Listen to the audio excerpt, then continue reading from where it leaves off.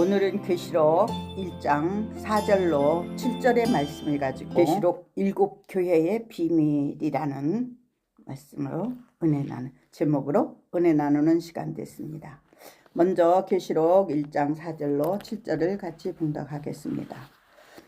요한은 아시아에 있는 교회 7교회에 편지하노니 이제도 계시고 전에도 계시고 장차 오실 이와 그의 보좌에 앉은 7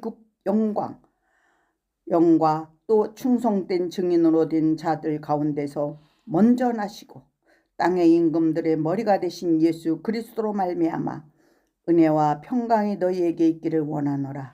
우리를 사랑하사 그의 피로 우리 죄에서 우리를 해방하시고 그의 아버지 하나님을 위하여 우리를 나라와 제사장으로 삼으신 그에게 영광과 능력이 세세토록 있기를 원하노라. 아멘. 볼지어다 그가 구름 타고 오시리라. 각 사람이 눈에 그를 보겠고 그를 찌른 자도 볼 것이요 땅에 있는 모든 족속이 그로 말미암아 애곡하니 그러하리라. 아멘.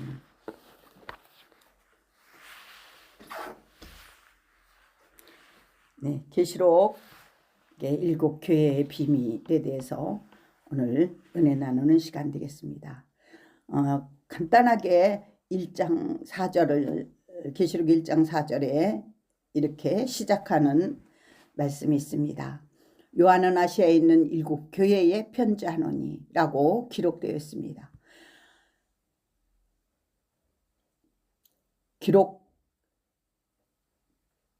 계시록 7교회는 그때 당시에 존재하는 7교회에 적용되는 것은 맞습니다. 하지만 그 적용이 초대교회에 국한된 것은 아닙니다. 왜냐하면 계시록은 7교회에게 보낸 편지 형식이지만 또 장차 일어날 계시의 말씀인 것입니다. 그러므로 초대교회에 존재하던 7교회에 일어났던 문제들 그리고 책망의 말씀이 오늘을 살고 있는 교회인 성도들에게 일어나는 모든 상황을 그대로 기록하고 있다는 것입니다. 예를 들면 첫 번째로 에베소 교회는 내가 참되고 내 이름을 위하여 견디고 게으르지 아니한 것을 안다 하시면서 그러나 너를 책망할 것이 있나니 하시면서 처음 사랑을 버렸느니라 하셨죠. 여러분은 우리의 신앙이 모든 일에 참고 견디고 인내했지만 처음 사랑을 버릴 수 있다는 것입니다. 또한 두 번째 서모나 교회의 사자에게는 이렇게 말씀하십니다. 19절에서 내가 네 환난과 궁핍함을 아는데 실상은 내가 부유한 자요 라고 하십니다. 무슨 말씀입니까? 영적으로 부유한 자라는 것이 아닌가요? 그래서 장차 받을 고난을 두려워 말고 죽도록 충성하라고 권고하시는 것입니다. 이처럼 하나님은 우리가 어떠한 일을 당할지라도 다하심으로 성도로 하여금 미리 대처하게 하십니다. 세 번째로 버가모 교회에게는 무엇이라고 했습니까? 대뜸 이렇게 얘기하십니다. 13절에 보니까 네가 어디에 사는지 내가 안다 하시면서 거기는 사단의 권자가 있는 데라.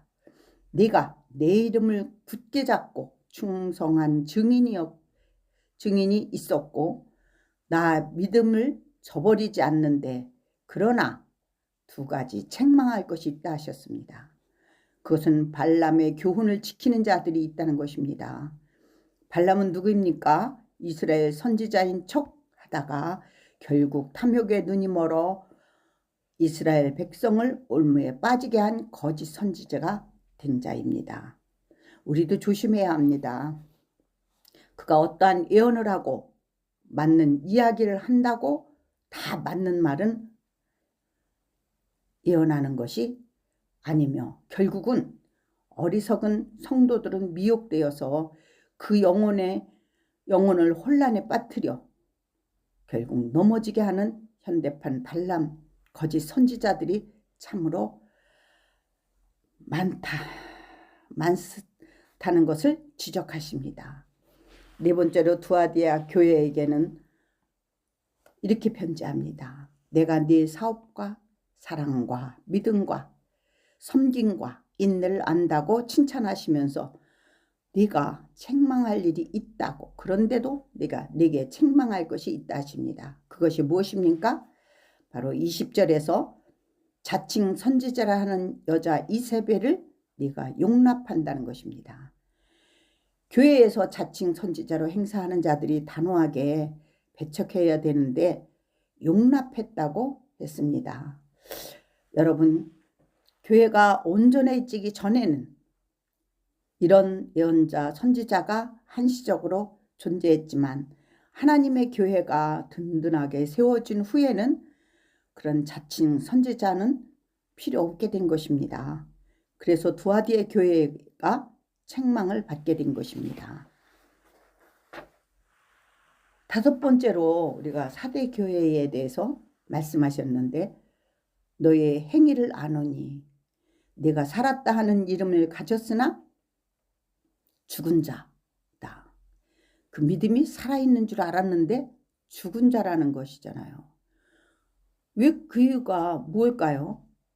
이유는 네가 말씀을 어떻게 받았고 어떻게 들었는지 생각하라. 회개하라 하십니다. 처음으로 돌아가라는 것입니다. 바로 네 마음 믿음이 너무 퇴색해 있다는 것이에요.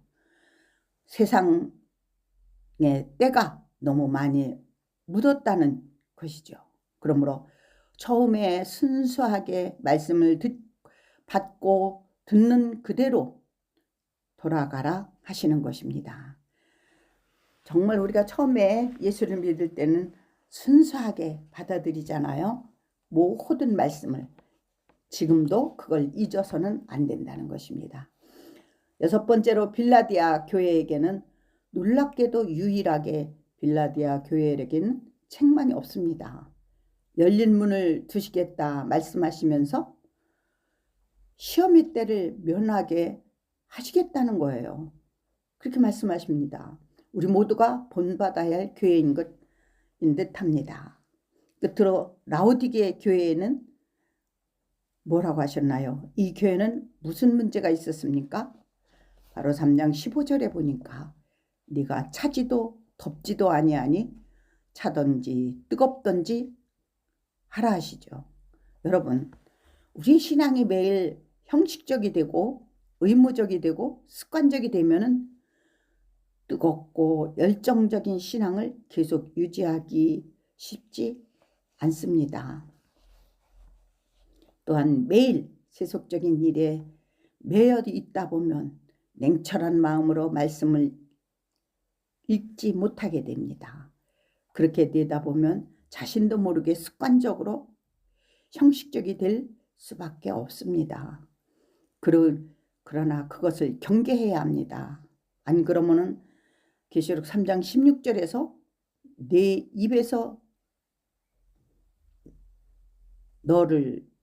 입에서 너를 토하여 낸다고 말씀하십니다.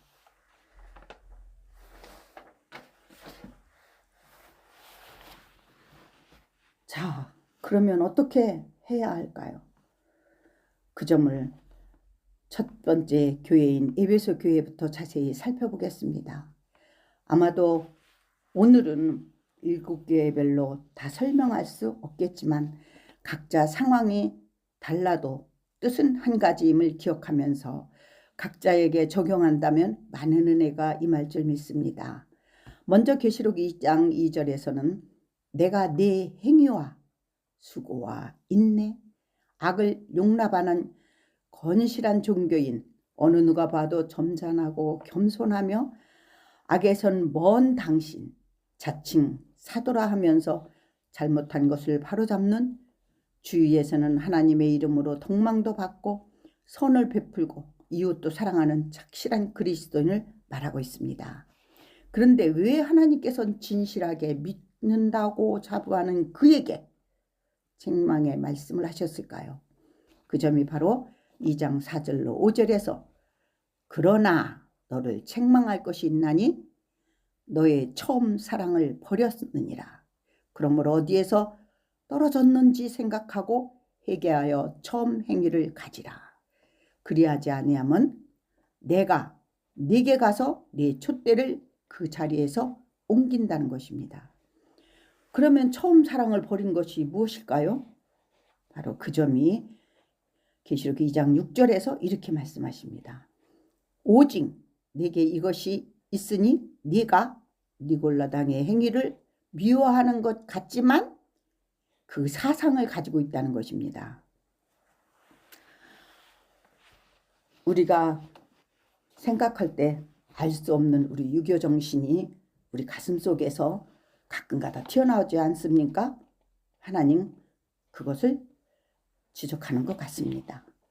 여기에서 니골라당이 무슨 뜻일까요? 그것은 많은 사람들이 처음에는 예수를 믿는다고 하면 자네 너무 교회에 빠지지 말고 믿으라는 말을 많이 들었을 것입니다. 바로 그 말이죠. 즉 적당히 세속에 물들어도 좋으니 육신의 정욕은 억제하면 된다고 하면서 먹고 마셔도 적당히만 하면 돼. 영만 순순하면 되지 않는가 하면서 유혹하는 말이 바로 니골라당의 교훈이라는 것입니다. 어떻게 들으면 그럴듯한 것 같지 않나요? 무늬만 예수 믿는 사람으로 다니면 되지 않는가. 하나님도 이 정도는 아마 봐주실 거야 하면서 유인하지요. 이번 한 번만 하면서 여러 가지 방법으로 유혹할 때 이와 같은 핑계가 다 있지 않나요? 그럴 때 하나님을 말씀보다 내 생각이 우선이 되기 때문에 처음 사랑을 잊어버렸다고 말씀하시는 것입니다. 그래서 2장 7절에서 에베소 교회에게 주시는 것이 무엇입니까? 바로 귀 있는 자는, 즉 영안이 열린 자는 성령의 교회들에게 하시는 말씀을 들을지어다. 이기는 자에게는 하나님이 낙원에 있는 생명나무의 열매를 먹게 하리라 하신다는 것입니다. 우리 죄인들은 눈이 가려워져서 착각할 수 있기에 깨어 처음 사랑을 찾으라는 것입니다. 그러므로 계시록에서 7교회는 1세기 당시에는 존재하는 것만이 아니라 오늘날에도 적용할 수 있다는 것입니다. 왜냐하면 모든 성경이 하나님의 예언의 말씀은 말세를 만난 우리에게 교육하기에 유익해서 영적인 교훈을 주기 위해 보존하게 하신 것입니다. 그래서 바로 그렇게 얘기할 수 있는 것입니다. 또한 고린도전서 10장 11절에서도 또한 말세를 만난 우리를 깨우치게 하기 위해서 기록되었다라고 얘기하고 있습니다. 그러므로 주님이 오실 때까지 이 말씀이 우리에게 무엇을 말씀하고자 하시는지 우리 한번 생각하면서 은혜 나누는 시간이 되겠습니다. 먼저 그 교회의 교리라는 말을 무엇을 뜻할까요? 여기에 교회라는 말은 무엇을 뜻할까요? 지금 눈에 보이는 교회 건물을 말할까요? 아마 그것도 말할 수 있죠. 그러나 더 깊이 들어가 보면 여기에서 말하는 교회는 예수를 나의 구주로 섬기는 하나님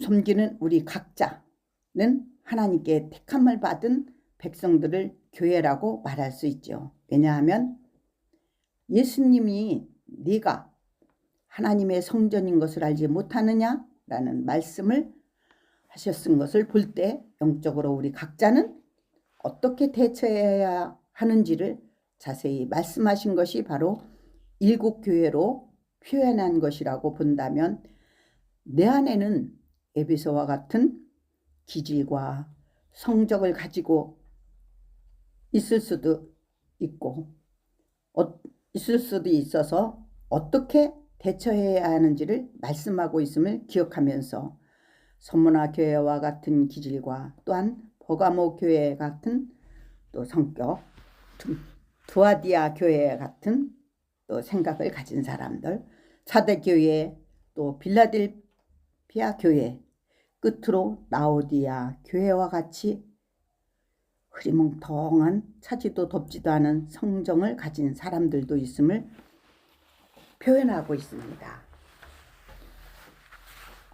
그러므로 여기에서 말하는 교회는 영적으로 예수님이 자신이 교회의 주인이 되심으로 그 예수를 내 안에 모셔드렸는가 물으시는 것으로, 진정한 영적인 사람이라면 보이는 교회가 아니라 나 자신이 예수님의 성전임을 안다면, 내 안에 숨어있는 아담의 죄성인 사단의 비밀을 안다면, 과거에 이스라엘의 가나안을 점령할 때 주변에 있었던 가나안 7족속을 다 몰아내지 않았기에 그것이 걸림돌이 된 것처럼, 오늘 내 안에 자리 잡고 있는 7교회로 표현한 죄성인 니골라당의 사고방식의 신앙이 복음에 의해서 완전히 물러갈 때 깊은 성령의 회개가 이루어지고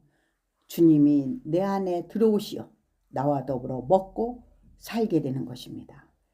그래서 주의 날이 다가올수록 누가 어떻게 유혹하는지를 잘 알고 죽도록 충성하는 믿음을 갖기 위해서 다시 한번 강조하신 것이 믿음의 동력자들 간에 사단의 집단이 있다는 것을 말씀하시면서 계속해서 이긴 자에게 라는 말씀을 하신 것을 볼 때, 내가 이길 수 있나요? 아니요.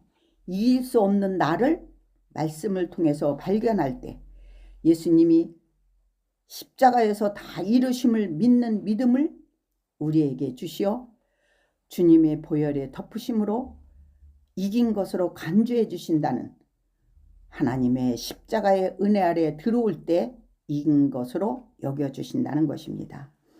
그래서 결말에는 계속해서 각 교회들에게 하시는 명령이, 성령이 교회들에게 하시는 말씀을 듣는 자에게는 성령을 부어주시어 하늘의 비밀인 만나를 내려주심으로 알게 하신다는 것입니다.